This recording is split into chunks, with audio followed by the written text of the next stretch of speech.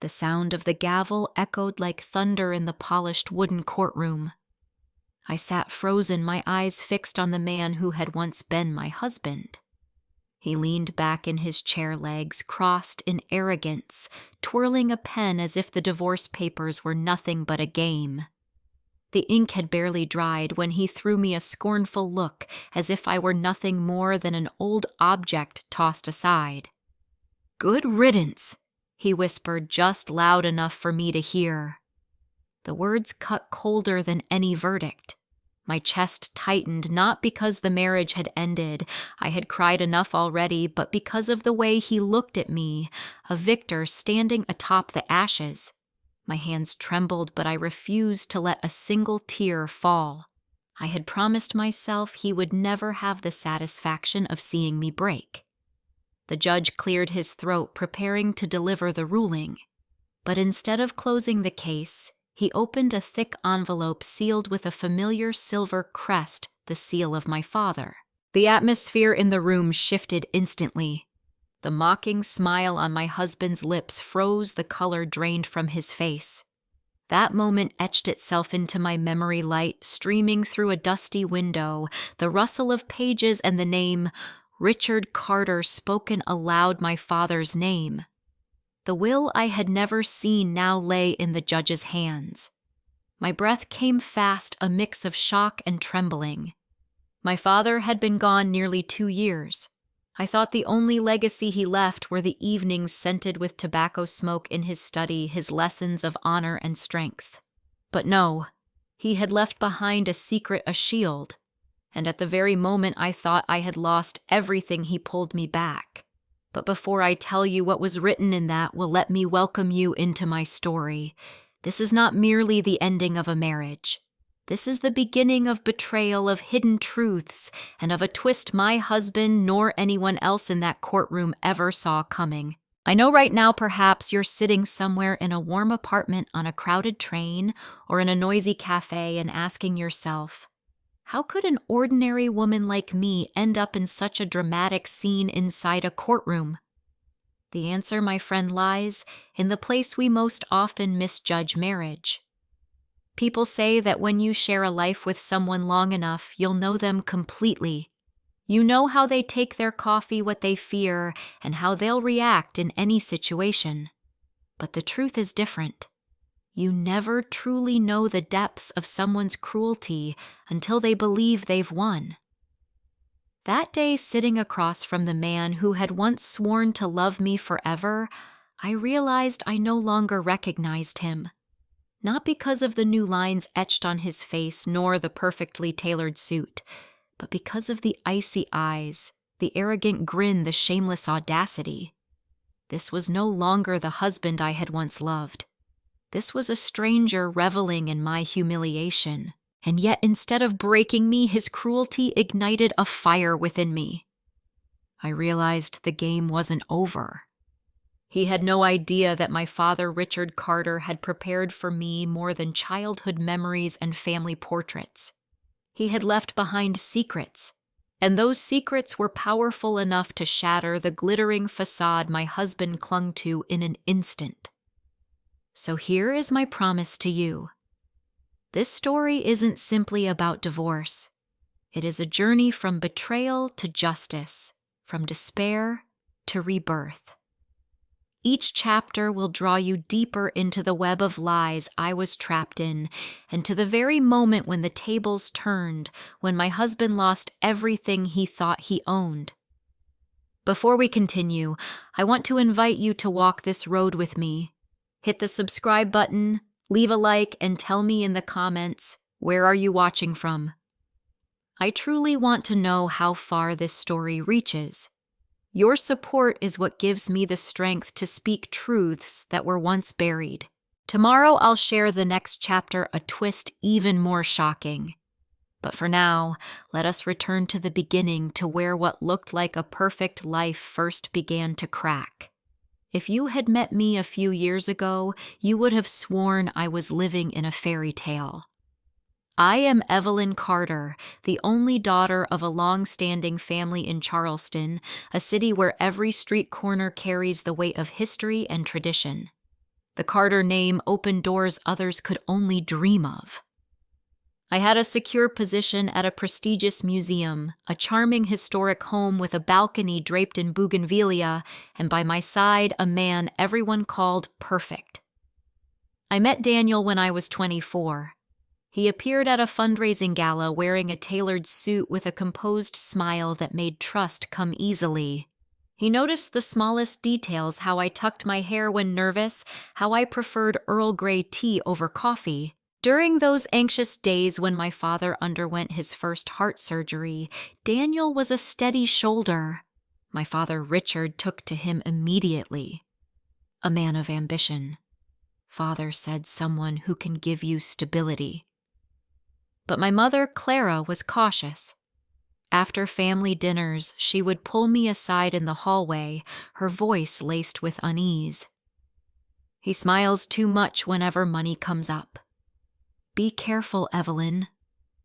I brushed it off, believing she was simply overprotective. I wanted so badly to believe the love I had found was real. Our wedding took place in an old garden lantern strung along the paths, guests drawn from the highest circles of business and art. A photograph of me in my lace gown even made the cover of a local magazine with congratulations pouring in, a fairy tale come true. And for a while I believed it too, but fairy tales shatter quickly. Daniel grew obsessed with luxury cars, banquet social circles I had no taste for. When I hesitated to host yet another lavish party, his brow furrowed. It's how people measure our status. Don't you understand? I remember vividly that evening in my father's study, the scent of oak wood and tobacco smoke lingering. He placed his hand gently over mine, his eyes steady. Daughter, strength isn't staying where you are, unloved. Strength is knowing when to walk away. At the time, I smiled weakly, not fully grasping his words. I believed love and patience could heal any fracture, but I was wrong. And those fractures soon widened into chasms, ones Daniel used to drag me under. It was a stormy night just months after my father's passing. I still remember the rain tapping against the kitchen windows, each drop like a countdown to a truth I couldn't avoid. Daniel had promised to be home for dinner. I had prepared his favorite pasta, set out an old bottle of wine my father had saved. But the clock ticked past 10. The food grew cold. My calls went unanswered straight to voicemail. I waited in heavy silence, torn between hope and dread. Then headlights flared outside. My heart tightened not with relief, but dread. Through the curtain, I saw Daniel step out of the car, and beside him a woman in a tight red dress, her laughter ringing above the storm. I froze. I could have run upstairs, pretended to be asleep. I could have buried the truth as I had so many times, but something inside me snapped. When the door swung open, I stood there, arms crossed. Daniel hesitated for a heartbeat, then smirked as though returning from a routine meeting. Evelyn, he said coolly. This is Melissa, a colleague. We were working late. Her perfume, sickly sweet, unmistakably intimate, hit me before her smile did. She leaned into him, lips curling in challenge. My voice trembled but cut sharp. Working late with lipstick on your collar. Daniel chuckled, a sound that froze my veins. You're being dramatic again. You always are. Dramatic. That was the word he used to suffocate my feelings, to make me doubt myself. But not this time. The truth settled in my bones. Daniel was not only cruel, he was unfaithful. The next morning, in a kitchen still heavy with stale food, I sat alone with my father's words echoing. Strength is knowing when to walk away. For the first time, I allowed myself to imagine life without Daniel. No more lonely dinners. No more mockery disguised as love. I picked up the phone and called Sophia, my childhood friend, now a sharp attorney. When I told her what I had seen, she didn't hesitate. Evelyn, you deserve better. I'll handle the paperwork. We're ending this. Fear and relief collided. Divorce meant facing Daniel, a man who never surrendered quietly. But deep inside, the decision was made. I would leave. I would walk the path my father once urged me to take. I once thought filing for divorce would be the hardest battle. I was wrong. It was only the opening drumbeat. Daniel refused to retreat. The moment the court papers were filed, he launched a performance designed not just to fight me legally, but to erase me publicly. At first, he played the doting husband. Red roses at my office, gifts left on my doorstep. Dinner cooked, notes scribbled, "We can make this work." But when I didn't bend, the mask fell. One night, reeking of wine, he clutched my shoulders and hissed, "No one will respect you without me. The Carter name won't save you. Once I speak, the whole city will believe you're weak, unstable, ungrateful." And soon whispers spread like wildfire. Colleagues averted their eyes in museum hallways. Someone murmured, I was having an affair with my lawyer. A tabloid splashed a photo of me leaving a cafe with Sophia, wife, abandons husband for lover. I wanted to scream to deny every lie. But Sophia held my hand, calm, eyes steady. This is his game. He wants you rattled. Don't give him that. Yet at night alone in my apartment, I heard the cracking inside me. Anonymous messages buzzed my phone. Cheater. No one wants a woman like you. I curled up on the sofa, clutching my father's old watch, the only anchor left. He had promised to protect me even from beyond. Daniel didn't just want divorce. He wanted destruction.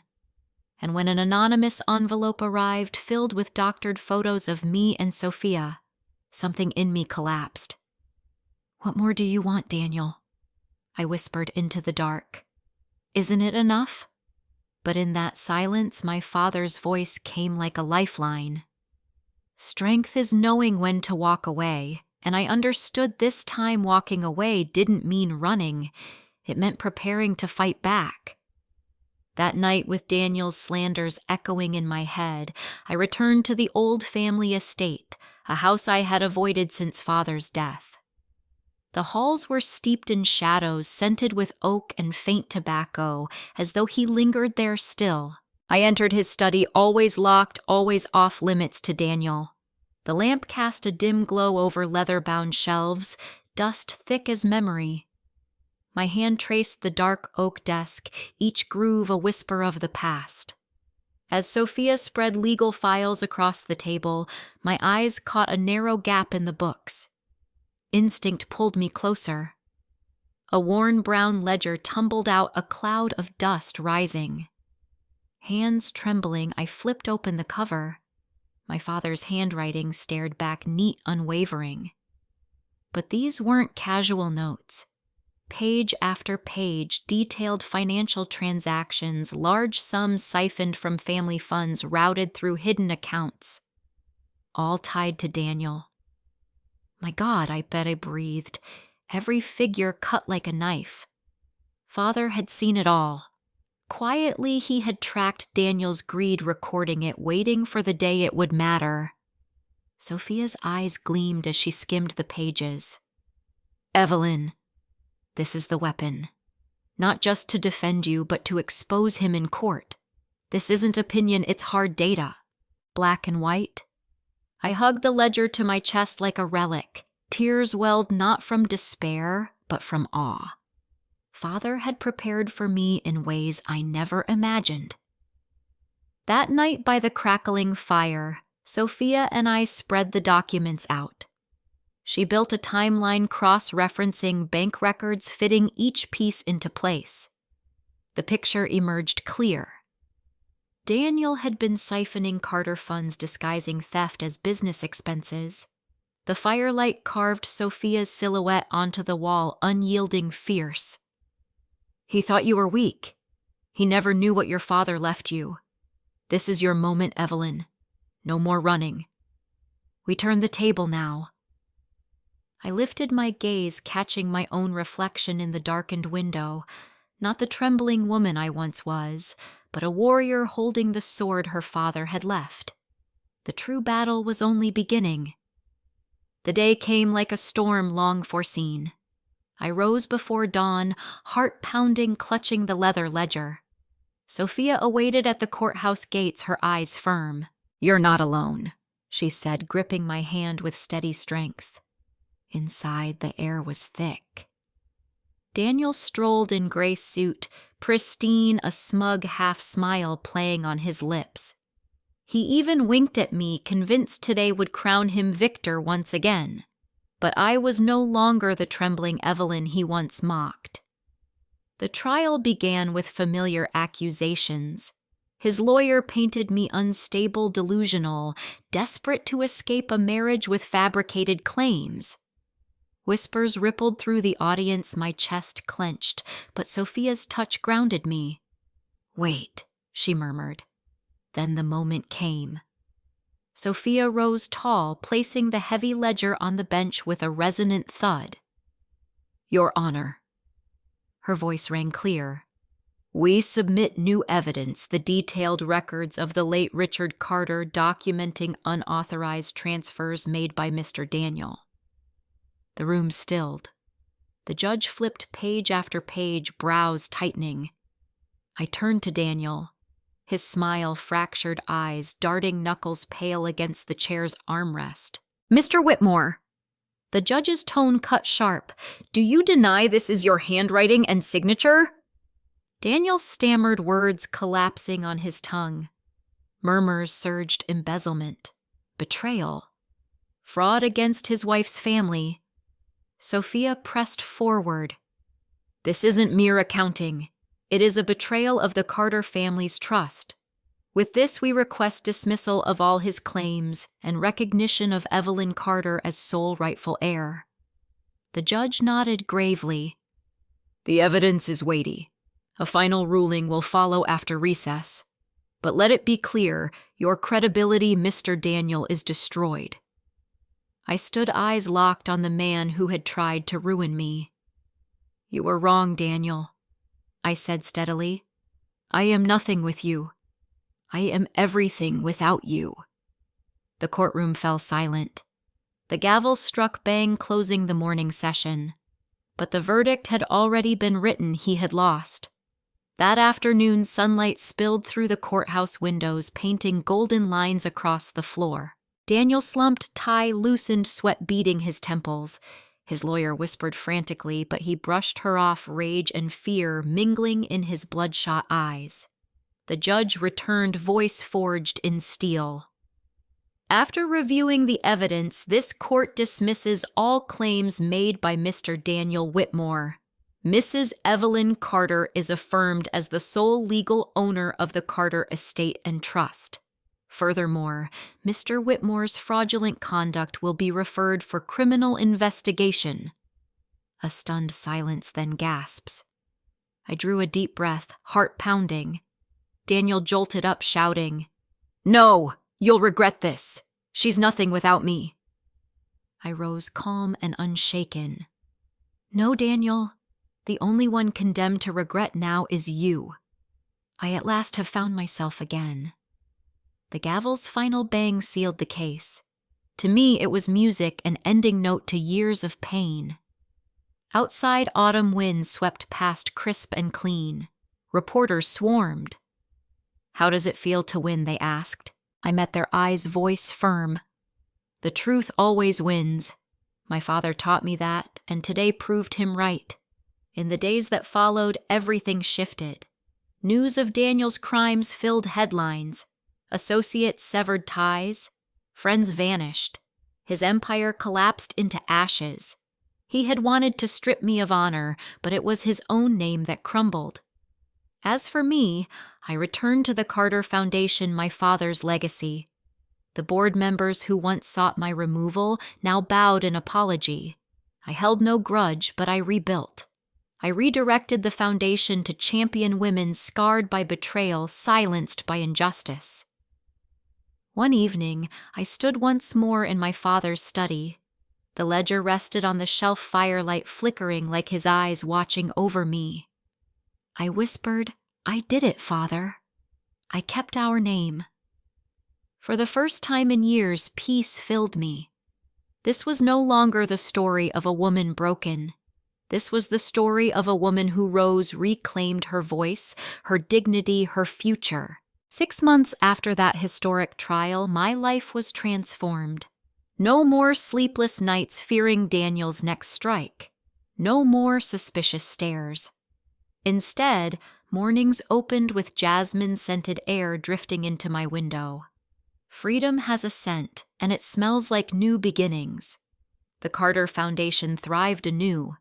Together with a new board, I launched the Guiding Light Program scholarships and legal aid for women betrayed, manipulated, or stripped of dignity with nowhere else to turn. At the inaugural event, the hall filled with hundreds of faces. Behind me, the screen displayed my father's words. "Strength is knowing when to walk away." My voice carried strong. I once believed silence was sacrifice, that enduring was preserving family. But silence only feeds cruelty. Today I choose to speak. And I hope each of you, wherever you are,